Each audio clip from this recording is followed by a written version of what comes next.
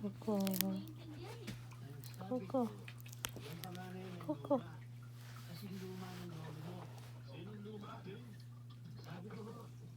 Coco.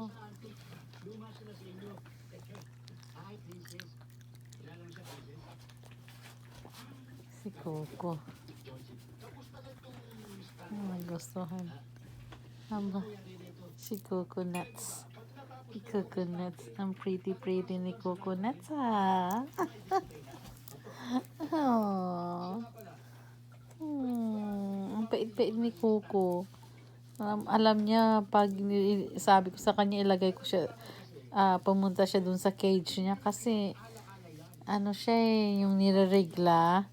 Alam niyo naman, ang ibang aso, kaya pinipigilan namin, aso po siya ng parents ko. So, kami nagbabantay po sa kanya habang wala yung parents ko.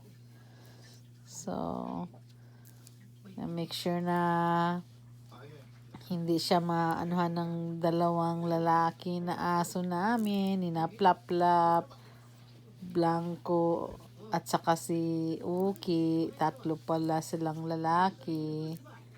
Kaya ang bait ni Coco. Alam niya pag sinabi ko na punta siya sa cage niya, punta siya sa cage niya. Kaya mabait na aso si Coco. Behave. Hindi katulad sa aming mga aso, mga walang hiya.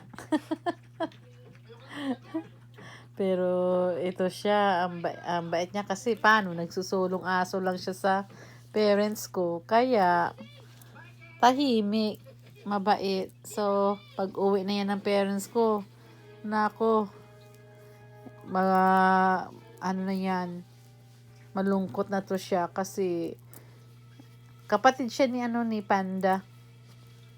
Magiging malungkot po siya dahil uuwi na yan pabalik sa parents ko. Kaya siya na lang nag-iisa ulit. Kaya, ayan. Oh, Coconut.